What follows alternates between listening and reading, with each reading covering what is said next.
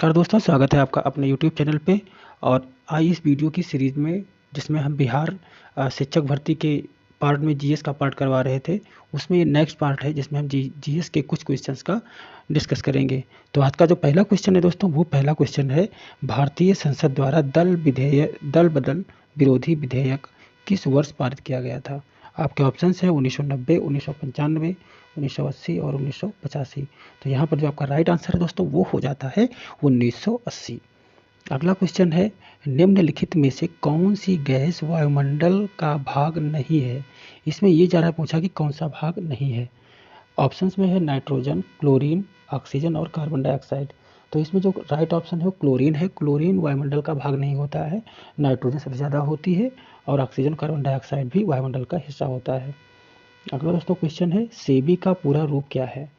Option है savings and exchange bank of India, securities and exchange bank of India, survey of essential business in India और securities in exchange board of India. यहाँ पर जो आपका right option है वो हो जाता है B, securities and exchange bank of India. ये सेबी का पूरा रूप है। अगला दोस्तों आपका जो क्वेश्चन है वो हो जाता है, पोंगल पोंगल किस राज्य का चर्चित पर्व है? आपके ऑप्शन इसमें है तमिलनाडु, केरल, कर्नाटक और आंध्र प्रदेश, जिसमें आपका राइट ऑप्शन हो जाता है केरल, यानी आपका बी आंसर आपका सही है। अगला क्वेश्चन है, बद्रीधाम बद्रीनाथ धाम किस देवता को समर्पित है? अब यहाँ पर आपके ऑप्शंस में आ जाता है शिव, विष्णु, ब्रह्मा और कृष्ण। तो जो बद्रीनाथ धाम है उसमें भगवान विष्णु की पूजा होती है, इसलिए आपका बी आंसर आपका राइट हो जाएगा। फिर अगला जो क्वेश्चन है वो है, माउंट आबू में दिलावड़ा मंदिर है। माउंट आबू में दिलावड़ा मंदिर है, तो आपके जो ऑप्शंस हैं इसमें हो जाते हैं बौद्ध मंदिर, जैन मंदिर, सिख मंदिर और हिंदू मंदिर। अब दिलावड़ा मंदिर में कौन सा मंदिर है, जैन धर्म का है या बौद्ध धर्म का, सिख या हिंदू धर्म का? तो माउंट आबू में दोस्तों जैन मंदिर है। ये दिलावड़ा का जो मंदिर है वो जैन धर्म से संबंधित है। अगला आपका जो प्रश्न है, क्वेश्चन है, वो है उत्तर प्रदेश में जैन एवं बौद्ध दोनों धर्मों का एक प्रसिद्ध तीर्थ स्थल है। एक ऐसा तीर्थ स्थल है जहाँ पे जैन धर्म और बौद्ध धर्म दोनों की पूजा होती है, दोनों के मानने वाले लोग हैं। सारनाथ, कुशीनगर, कौशाम्बी और देवीपाटन। यहाँ पर जो आपका राइट ऑप्शन है वो हो जाता है सी, कौशाम्बी। कौशाम्बी जैन और बौद्ध दोनों धर्मों का एक प्रसिद्ध तीर्थ स्थल है। अगला जो क्वेश्चन दोस्तों वो हो जाता है, निम्नलिखित में से कौन भारतीय दर्शन की अपेक्षा पाश्चात्य दर्शन की ओर अधिक प्रभावित था? मतलब जो भारतीय दर्शन है उसकी अपेक्षा जो वेस्टर्न फिलॉसफी है उससे ज़्यादा प्रभावित थे। तो उसमें आपके अरविंद घोष हैं या स्वामी विवेकानंद, राजा राम मोहन राय, केशव चंद्र सेन, ये 4 ऑप्शंस हैं। और इसमें से जो आपका राइट ऑप्शन है वो हो जाता है सी, राजा राम मोहन राय। ये जो थे वो पाश्चात्य दर्शन से काफ़ी ज़्यादा प्रभावित थे। अगला दोस्तों जो प्रश्न है वो है, चाय के उत्पादन में भारत का विश्व में कौन सा स्थान है? चाय के उत्पादन में पहला स्थान है या दूसरा या तीसरा या चौथा? तो यहाँ पर दोस्तों जो आपका राइट आंसर है वो हो जाता है पहला। चाय के उत्पादन में भारत का स्थान जो है वो विश्व में पहला स्थान है। अगला क्वेश्चन है, आलू के उत्पादन के मामले में भारत का विश्व में कौन सा स्थान है? तो आलू के मामले में पहला, तीसरा, पांचवा या छठा? इसमें से जो राइट ऑप्शन है वो आपका हो जाता है पांचवा। आलू में पांचवा है और चाय में पहला स्थान है। फिर उसके जो अगला क्वेश्चन है वो है, उत्तर प्रदेश विधान परिषद में राज्यपाल कितने सदस्यों को मनोनीत कर सकता है? आपके ऑप्शंस हैं 6, 10, 12 और 18। अब देखो बात हो रही है उत्तर प्रदेश के विधान परिषद की, और जो एक स्थायी सदन है, विधानसभा अस्थायी होता है, तो इसमें राज्यपाल कितने चुनेगा? तो इसका जो राइट ऑप्शन है वो हो जाता है दोस्तों 18। देखिए, सबसे पहली बात है कि 1/6 जितने टोटल लोग हैं, निर्वाचित मेंबर हैं, उनका 1/6 ये चुन सकते हैं। और अब मान लीजिए कि अपने विधान परिषद की अगर संख्या 100 है तो इसको 6 से आप डिवाइड करोगे तो 6 करना 6, यहाँ बचा 4, तो लगभग 6 8 48 करके आप लगा सकते हो कि हाँ लगभग 18 के करीब ये चुना जा सकता है। तो इसका जो राइट आंसर है वो आपका हो जाता है 18। उत्तर प्रदेश विधान परिषद में राज्यपाल ज़्यादा से ज़्यादा 18 लोगों को चुन सकता है। ठीक है दोस्तों, अगला जो क्वेश्चन है वह जामिया मिलिया इस्लामिया की स्थापना किसने किया था? तो यहाँ पे डॉक्टर एस राधाकृष्णन ने किया था, या डॉक्टर जाकिर हुसैन ने, या डॉक्टर फ़खरुद्दीन अली अहमद ने, या रफ़ी अहमद किदवई ने। और यहाँ पर दोस्तों बिल्कुल राइट आंसर जो है वो हो जाता है आपका बी, जाकिर हुसैन। ये आपका राइट आंसर है। जामिया मिलिया इस्लामिया, इसकी जो स्थापना है वो डॉक्टर जाकिर हुसैन ने करी थी। अगला जो क्वेश्चन है वो हो जाता है, शिक्षा में सुधार हेतु ब्रिटिश सरकार ने सैंडलर आयोग कब नियुक्त किया था? और जो सैंडलर आयोग है उन्होंने नियुक्त किया था 1917 में। ठीक है, ये ही आपका राइट आंसर है। अब क्वेश्चन आता है नवोदय विद्यालय के बारे में। नवोदय विद्यालय के संदर्भ में कौन सा कथन सही नहीं है, कौन सा कथन सही है? सन 1986 में देश के प्रत्येक गांव में एक मॉडल स्कूल की स्थापना करने का निर्णय लिया गया। नवोदय विद्यालय बहुत ही लोकप्रिय शिक्षण संस्थापन है जिसमें प्रतिवर्ष 30,000 नए छात्रों को प्रवेश दिया जाता है। नवम कक्षा के लगभग 30 छात्रों की एक शिक्षा सत्र व्यतीत करने के लिए बहुभाषी क्षेत्रों में भेजा जाता है, उपरोक्त में से कोई नहीं। यहाँ पर जो आपका राइट आंसर दोस्तों है वो हो जाता है बी। नवोदय विद्यालय बहुत ही लोकप्रिय शिक्षण संस्थापन है जिसमें प्रतिवर्ष 30,000 नए छात्रों को प्रवेश दिया जाता है। ये आपका राइट आंसर है। अगला क्वेश्चन है, रुधिर वर्गों की खोज किसने करी थी? तो रुधिर वर्गों की खोज मतलब जो रुधिर में वर्ग होते हैं, ए वर्ग, बी वर्ग, जो भी है, तो इनकी खोज किसने करी थी? ऑल्टमैन ने करी थी, या लैंड स्टीनर ने, या लॉस, या रोनाल्ड रॉस ने। तो यहाँ पर जो आपका राइट आंसर है वो हो जाता है बी, लैंड स्टीनर ने रुधिर वर्गों की खोज करी थी। अगला जो क्वेश्चन है वो है, निम्नलिखित में से कौन सा जानवर सारनाथ स्तंभ पर उत्कीर्ण नहीं है? जो सारनाथ का जो स्तंभ है, दोस्तों, उसमें कुक्कुट वाला सांड, हिरण, हाथी और घोड़ा, इनमें से कौन सा जानवर नहीं है? तो आपका जो राइट ऑप्शन है वो हो जाता है हिरण। हिरण जो है ये नहीं है और बाकी चीज़ें हैं वहाँ पे। अगला क्वेश्चन है दोस्तों, हर्ष द्वारा आयोजित कन्नौज सभा किसके सम्मान में की गई थी? फाहियान के सम्मान में की गई थी, या इतसिंह के सम्मान में, या हुएनसांग के सम्मान में, या मेगास्थनीज के सम्मान में करी गई थी? तो इस प्रश्न का जो सही जवाब है आपका हो जाता है सी, हुएनसांग। हुएनसांग के सम्मान में हर्षवर्धन ने कन्नौज सभा करी थी।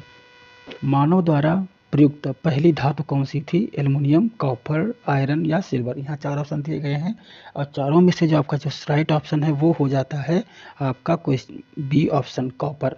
कॉपर जो था वो मानव द्वारा प्रयुक्त की गई पहली धातु थी।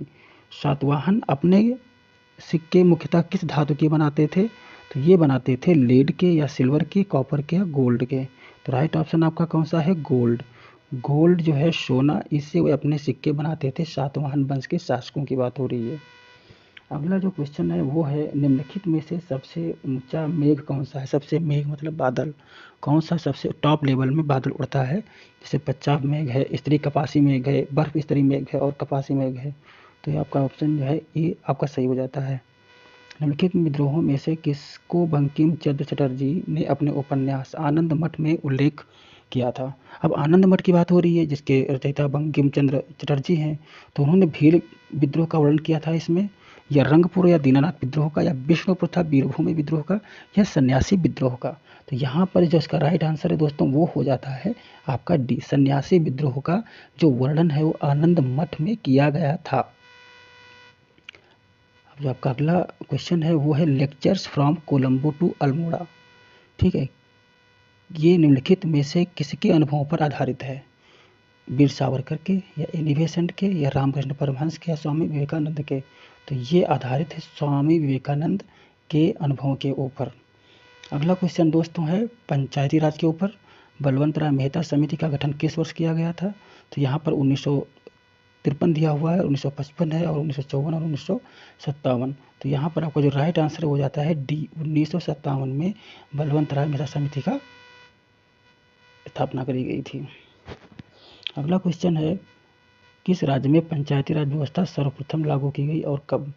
यहाँ गुजरात दिसंबर 1962 में की गई, या राजस्थान में अक्टूबर 1959 में की गई, या महाराष्ट्र में जनवरी 1964 में की गई, या तमिलनाडु में 1970 में की गई? तो इसका जो राइट आंसर है वो हो जाता है आपका बी राइट आंसर है आपका है।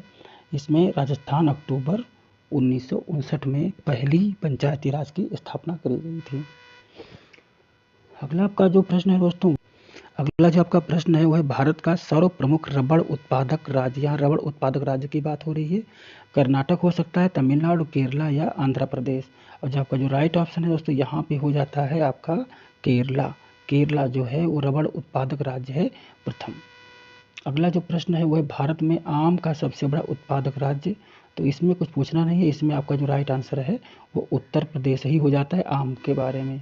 अगला प्रश्न है नंदा देवी राष्ट्रीय उद्यान किस राज्य में स्थित है। उत्तर प्रदेश में नंदा देवी राष्ट्रीय उद्यान है, या मध्य प्रदेश में, या छत्तीसगढ़ में, या उत्तराखंड में। तो राइट ऑप्शन इसमें हो जाता है आपका दोस्तों डी, उत्तराखंड। उत्तराखंड में नंदा देवी राष्ट्रीय उद्यान स्थित है। अगला जो प्रश्न है वो है मानस वन्य जीव अभ्यारण्य। मानस वन्य जीव अभ्यारण्य किस राज्य में स्थित है। अरुणाचल प्रदेश में, या असम में, या सिक्किम में, या मिजोरम में। तो यहाँ पर जो आपका राइट आंसर है वो हो जाता है असम। असम में मानस वन्यजीव अभ्यारण्य स्थित है। अगला प्रश्न दोस्तों है नेपा नगर में स्थित सबसे महत्वपूर्ण उद्योग कौन सा है। तो नेपा नगर में जो स्थित उद्योग है वो मशीनी औजार वाला है, या सीमेंट उद्योग का है, या चीनी उद्योग जुड़ा हुआ है, या अखबारी कागज। अब नेपा नगर में जो सबसे जो उद्योग जुड़ा हुआ है वो है अखबारी कागज का। तो यही आपका राइट आंसर है अखबारी कागज। अगला जो प्रश्न है दोस्तों वो है नालंदा में नवनालंदा महाविहार किसके लिए विख्यात है। ये हुएनसांग के लिए विख्यात है, या महावीर का जन्मस्थान के लिए, या पाली अनुसंधान संस्थान या संग्रहालय। तो इसमें ऑप्शन ए राइट है कि हुएनसांग स्मारक के लिए नवनालंदा महाविहार फेमस है। आपका जो अगला जो प्रश्न है वह एतमादुल्ला का मकबरा आगरा में किसने बनवाया था। एतमादुल्ला का मकबरा कहाँ पे है, आगरा में। ठीक है, आगरा में इसको किसने बनवाया था, अकबर ने, जहांगीर ने, नूरजहां ने, या शाहजहां ने। तो नूरजहां ने इसको बनवाया था एतमादुल्ला का मकबरा। अब अगला प्रश्न दोस्तों है आपका अंकोर वाट कहाँ अवस्थित है। अब वियतनाम में है, या तिब्बत में, या इंडोनेशिया में, या कंबोडिया में। अब अंकोर वाट का जो मंदिर है दोस्तों वो जो स्थित है वो है कंबोडिया में। तो आपका ऑप्शन डी सही हो जाता है। अगला प्रश्न है बैक्टीरिया की खोज सबसे पहले किसने करी थी। एवी लीवेनहॉक ने करी थी, रॉबर्ट हुक ने, या रॉबर्ट कोच, या लुई पास्चर ने करी थी।